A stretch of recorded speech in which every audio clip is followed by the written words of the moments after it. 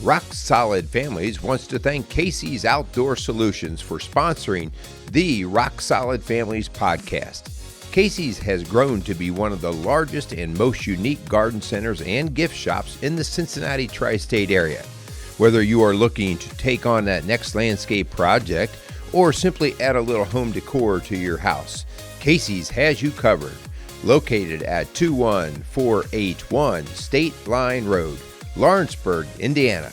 Call them today at 812-537-3800. Let Casey's help you add beauty to your home.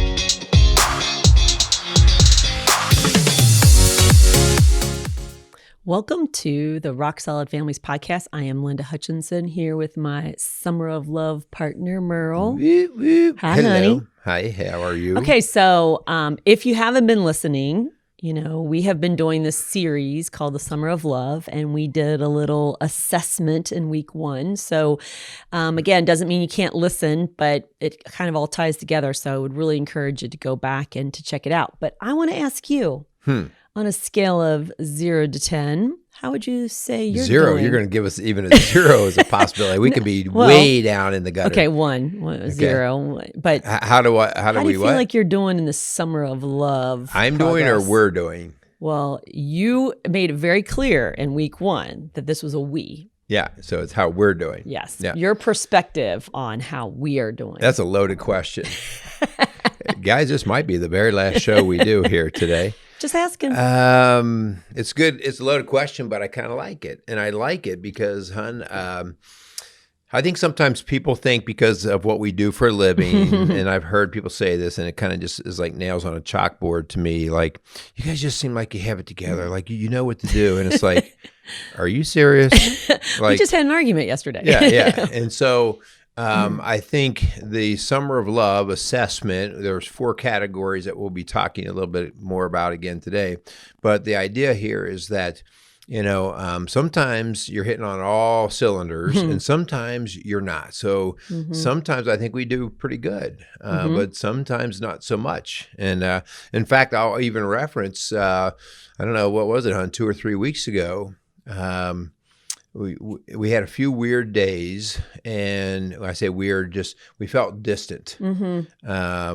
We were busy, we were running around, and you even said, "Are you okay? Like I feel like we're distant." Yeah. And I think like you people, you guys out there, you need to hear that. Like no one is void of the problems. So these are the challenges that come in, and I said, yeah, I kind of get what you're saying. I feel like we're just. We're not checking in. We're just not doing our thing. Not that we were mad at each other. We were just distant from each other. Well, yeah. And I looking back, that was before we left on vacation. And so that's always really a busy time for us because we're trying to get as many sessions and many clients in before we leave town as possible. So we were kind of really bombarded. And then I felt like I was distracted by preparing, and then we had a daughter who got injured, and so that threw a real wrench into things, right? Then we were all of a sudden dealing with doctor's appointments and MRIs and things like that we weren't planning on, and so it's really easy. The world wants to pull us apart. The default is, hunker down and take care of self, and so it really does affect the we part of it. And so if you're not super intentional, and if you don't do these check-ins regularly, and that's what we're trying to get point in our story is you've got to be intentional about regularly checking in and recalibrating, refocusing, because it's so easy to fall off the rails. Yeah. Well, and in saying that, like, so even you and I go, what's going on? But here's the point. The point and part of this assessment and part of the growth in your own relationship and your marriage is recognizing more quickly when you are coming off the rails or feel like you're coming off those rails. So recognizing it before it turns into days and weeks and months and longer, and you go, man, we just have not been together for a while. And so, once you brought that up, I kind of affirmed it, like, yeah, I get what you're saying. And, right away but we used the same terminology that we're asking you guys to use. Yeah. We need to start on the check-ins again. We need to be checking in, and it's not what you're doing as much as how are you doing. Yep. And so we really have had some times where we're just saying, let's just sit on the back deck together, no kids around. Let's just, how you doing kind of stuff. And so these are the things that breathe life back in, get you back on the rails, and just keep you from doing further damage. So if you remember, if you've not been tuning into this series, we started with part 1. In week 1, we did an assessment, and we kind of went through that assessment with you, and that is available in our show notes. So feel free to go back and take that quiz, have your partner take that quiz. And really, it's just a real kind of check in on where you're at. And then we divided it up into 4 categories. And in part 2, we handled the communication part. And that is really that heart check that you talked about, and that daily check-in of just really not what you're doing so much in your day, but how you're doing, and really relaying that to your partner, and your partner really being in tune with, man, is she okay? Is he okay? Or is there something up? And if you do that on a daily basis, you really keep, I described it the other day to a couple, as soap scum. My mom was big on spraying her shower down daily and wiping down her windows because they were all clear glass. It was a big shower. And I just thought that was the silliest thing. But that provides for soap scum to be building up over the days, right? So it's funny how, we both do this for a living, and you compare it to soap scum. I call it brushing your teeth. Because, if you don't brush your teeth one day, your teeth aren't going to fall out. But we do daily hygiene of brushing our teeth, because over time our teeth will rot. And so I always talk to my couples and I say, so you're brushing your teeth? And they kind of look at each other. And so it's just a daily hygiene of the cleaning marriage. The shower. Yeah. So, okay, so let's get to the point here. What's today's topic? Well, I was trying to get to that. So part 2 was the communication part. Part 3 was the emotional, dreaming, intimacy part. And look at you. You got a little smirk on your face. If you're listening, not watching, you see Merle's eyebrows kind of bouncing up and down. And if you're watching. Yeah, if you're watching.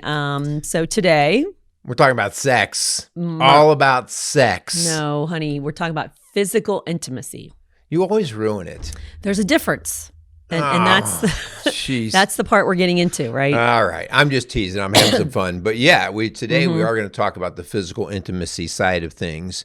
And we're going to really recognize how the male's brain can go and how the female's brain can go. And because they can oftentimes go in slightly different directions, we feel like we're on different planets, right? Men are from Mars and women are from Venus and all these kinds of things. Yeah, we didn't write that book. But no, but it's just that idea, like how did we ever even come together? So today we are going to talk about physical intimacy, and it might involve a little bit of sex talk too, but that's not going to be funny. The There's another part. book which fits in what we're going to talk about too, is men are waffles and women are spaghetti. And we've talked about that, and that is so true. And if you don't get where we're coming from, we'll kind of clue you in. Yeah, we'll clue you in because it makes a ton of sense. But before we do, we want to thank our sponsors. We want to thank Casey's Outdoor Solutions and Maxwell Construction for their support of Rock Solid, the Rock Solid Families podcast, and Rock Solid Families. And if you don't know who Rock Solid Families is, we'd love for you to check us out at rocksolidfamilies.org.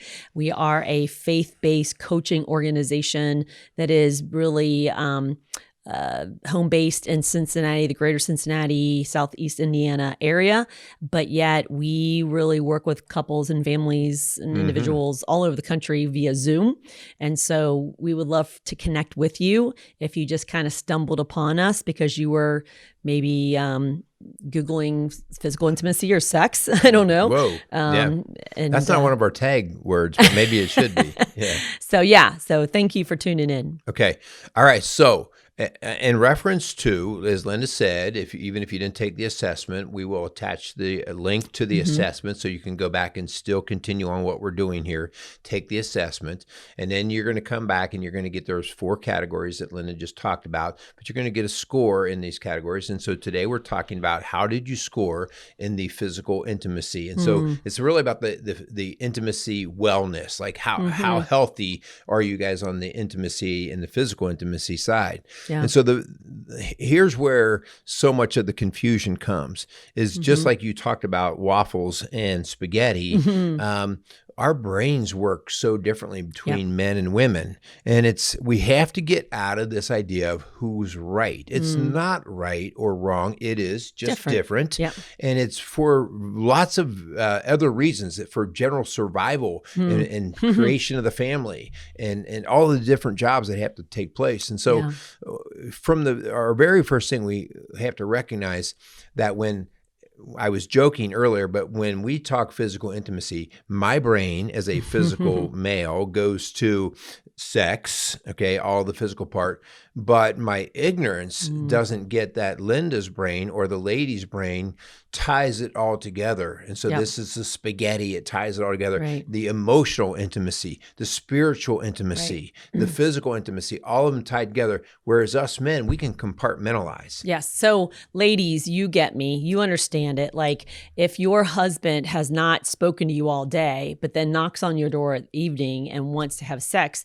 for you, that just doesn't compute. Why would he ever do that? Right. What a fool. Or if he has had an affair or he's watching pornography and then he comes to you and wants to be physically intimate with you, you have this emotional barrier because of the pain and the betrayal that you've experienced. And so that's where the spaghetti comes in. It's all kind of kludgy and all wrapped up together. And so it's very hard to separate one from the other. And so when one is missing, the intimacy is lacking or undesirable in another area. And so it's hard for us to separate them. But for the men, it's not so hard. Right. Because in fact, it's the other complication that we separate everything and we have a hard time going into certain areas. Like if I'm in the waffle has compartments where the syrup builds up in each little compartment. Yeah. And once I'm in one little compartment, I'm not going anywhere until that one is empty or satisfied. And so we don't jump out of those compartments very easily. And so I would challenge us, women and men, to understand a little bit more, and we've talked about this before in other shows, the idea of how we have to help each other see from the other perspectives, okay? And the idea here, well, us men seem to gravitate easily and quickly towards the physical intimacy, but we need help, and we don't deny the importance of emotional intimacy. A lot of people will say that.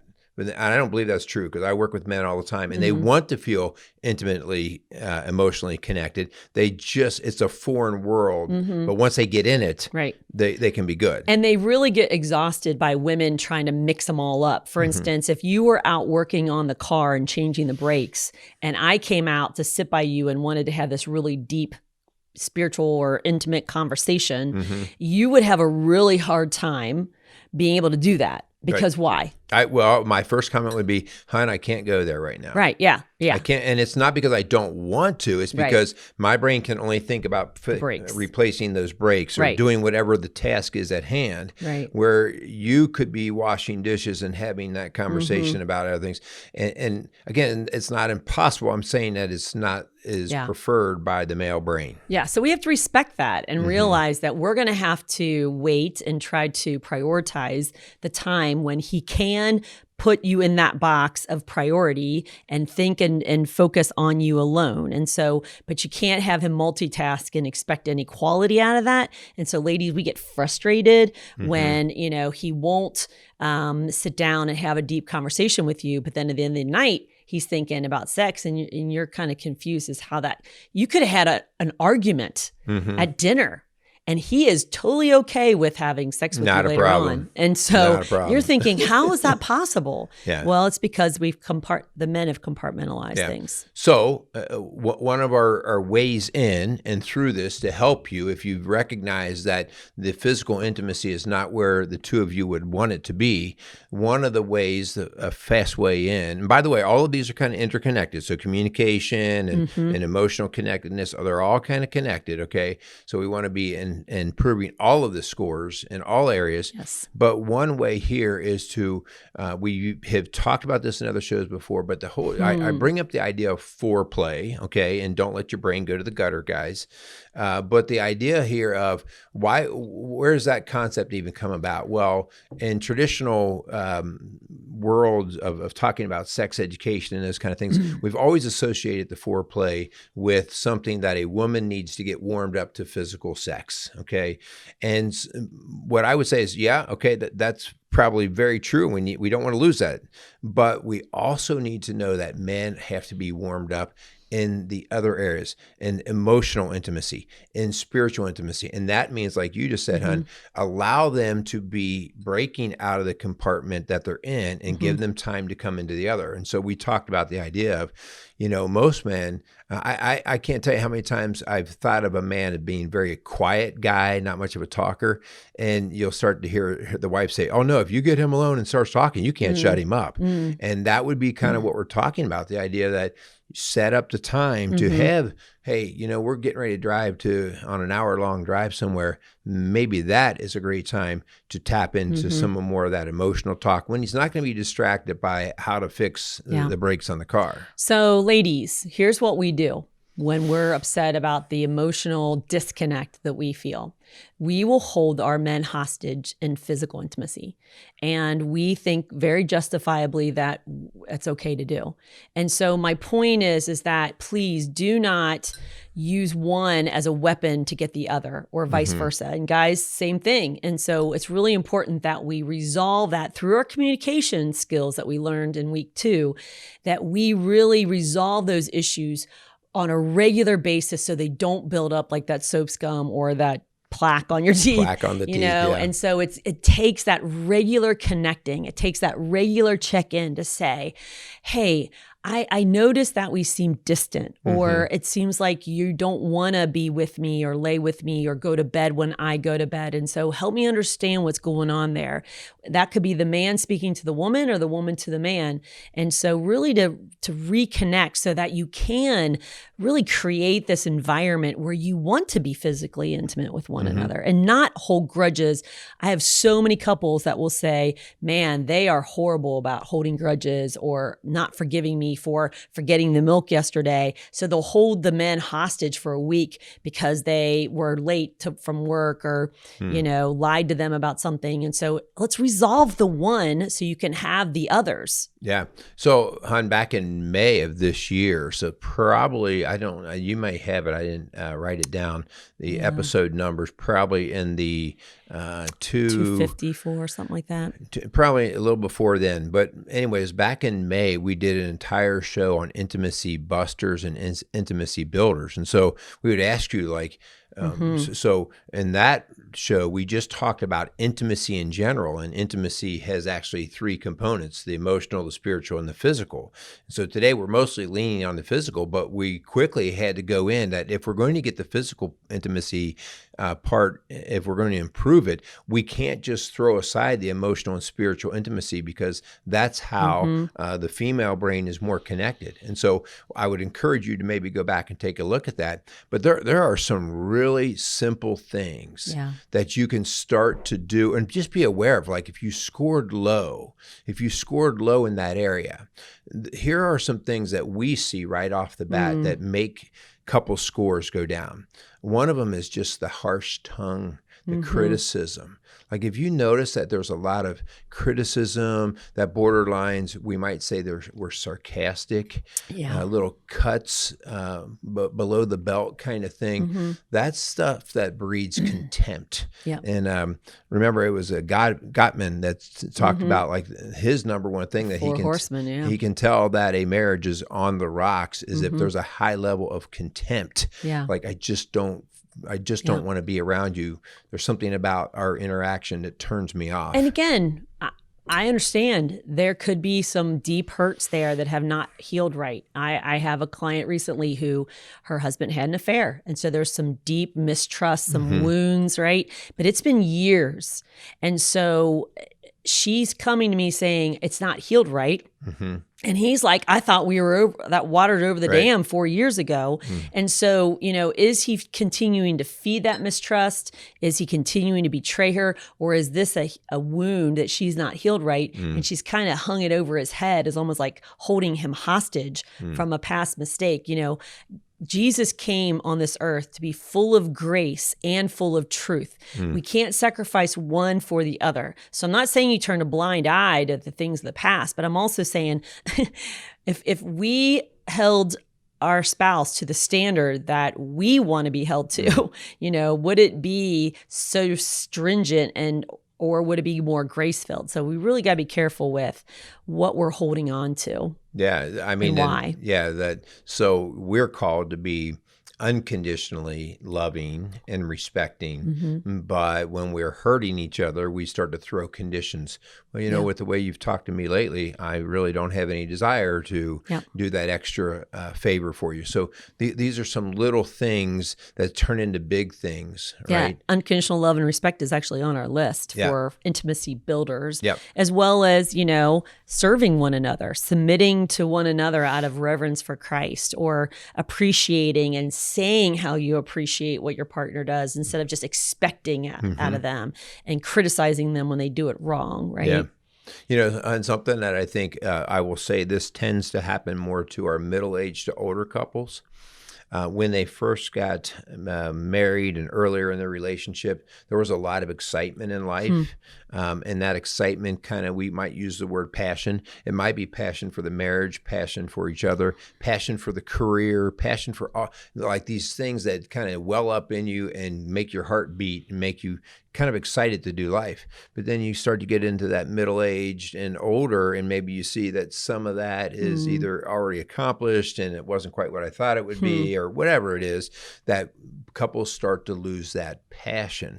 And so it's important that the two of you, and we talked about this a little bit in our last show, that you do have to dream together, that you do have to create new passions together, okay? And it could be everything as simple from how you interact to how you dream to how you vacation to how you spend money, like all these different things, like what makes your heart beat. And I'll go one step farther. We see with middle-aged people and in their older years, there can be medical reasons why you just are like, man, I can't get passionate about anything. And at some level, we may call that depression. We may call that hormonal imbalance. So there can be other aspects that have made your marriage start to drift out, especially in the physical realm. Yeah. And laughing together. Man, if we're not able to laugh together and enjoy with being with one another. I mean, there's sometimes where I'll have somebody, one of the couple's partners say, I don't even want to come home. I'd rather stay at work, and work's not great, but at least I'm not in a firing squad. And so that's really important, that we're not nagging and complaining so much that your partner doesn't even want to come home to that.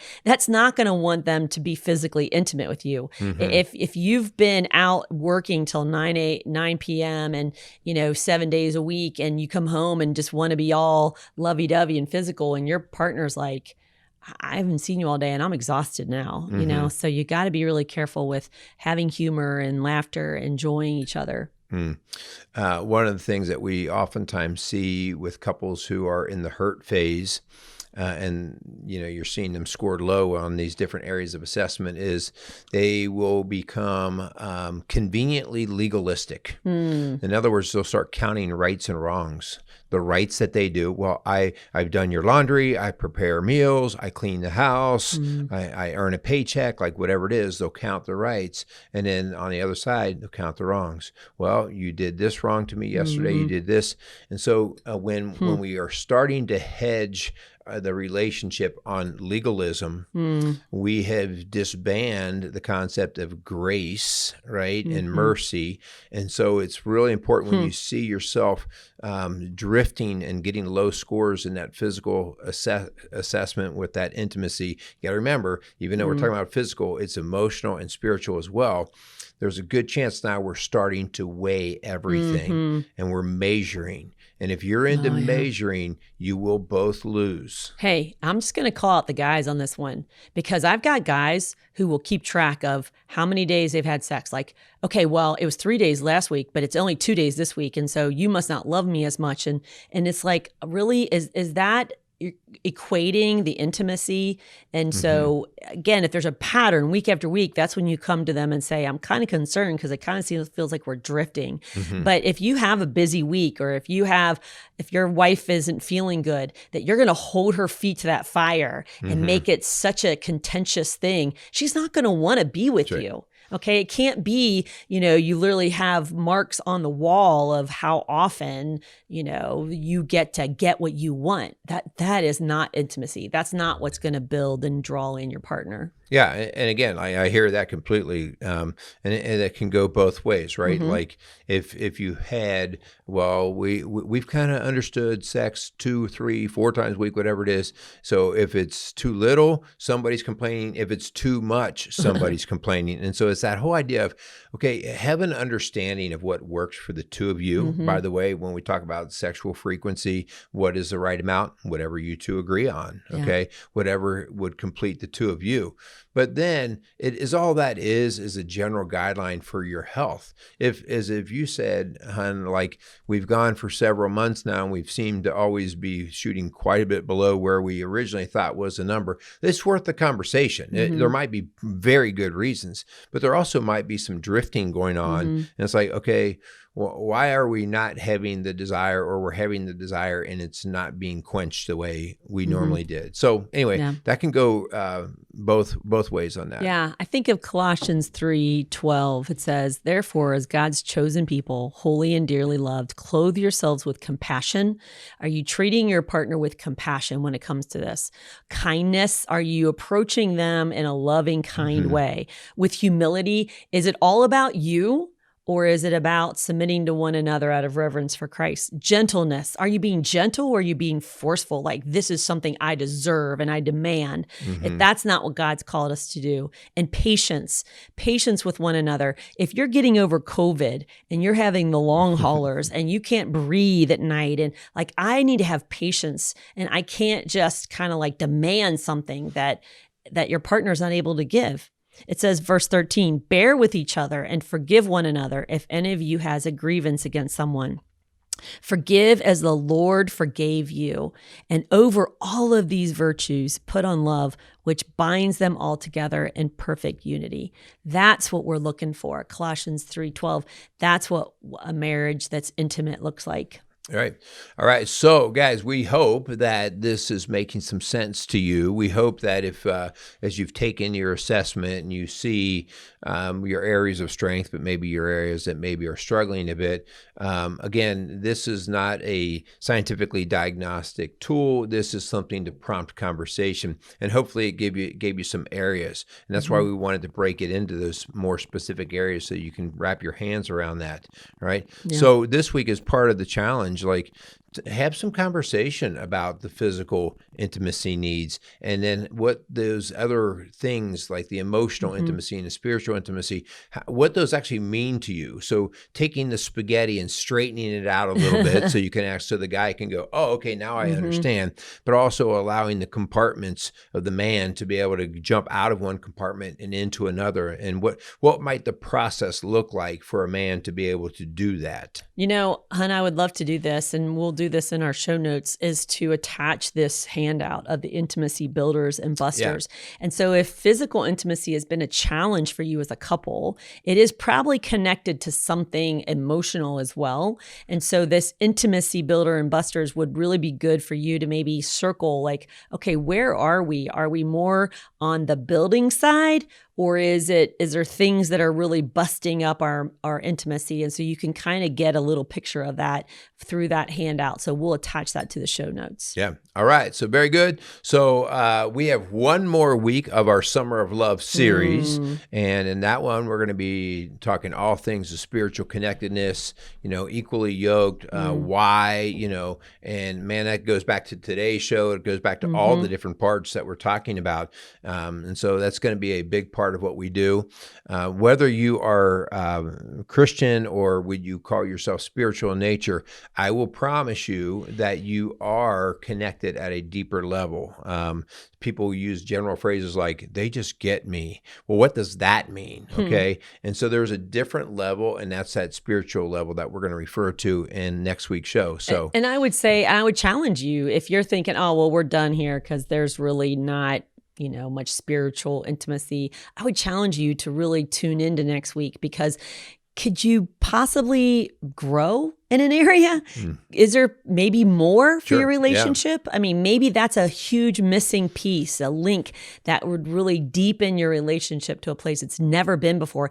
And I would say a lot of times the people who are tuning this out and this kind of dismissing this area is because they did not see it growing up. or maybe they saw the legalistic, really bad version of it growing up where it was all talk and no action, and it wasn't depth and intentionally, authentic. Because if you saw authentic spiritual intimacy in your family growing up, that is definitely something you would want to repeat in your marriage. Yeah, man, that's a great point. And one thing that you'll see is that when you have a deficit in spiritual intimacy, you will get an increase in legalism. Because now this is where the whole 50-50 came up in the marriage. Well, I do 50%, you do 50%. And so that when we hear those terms, we right away know, okay, you're talking about a legal marriage versus a spiritual marriage. So anyway, that's coming up next week. We want to thank our sponsors. We want to thank Casey's Outdoor Solution and Maxwell Construction for all of the support that they give the Rock Solid Families podcast. We also want to encourage you guys that if you hear something on a show and you think it's helpful, great. But if you think it'd be helpful to somebody else, please don't be their counselor unless they've asked, but share the shows with them. Okay. Yeah. Share the shows, and please, if we can help, or another counselor or coach in your area could be of help, please, make a reference that way. That would be a good help for them in the long haul. Yeah. And all of our shows go on our social media page. So we would love it if you would get on to Rock Solid Families Facebook page and click on this episode or other episodes and share them on your social media pages, because it really does help us to get the word out and really just try to create an environment of deeper, more intimate marriages and families. All right. So thanks again for listening to Rock Solid Families Podcast, building a stronger community, one family at a time. Make it a great day.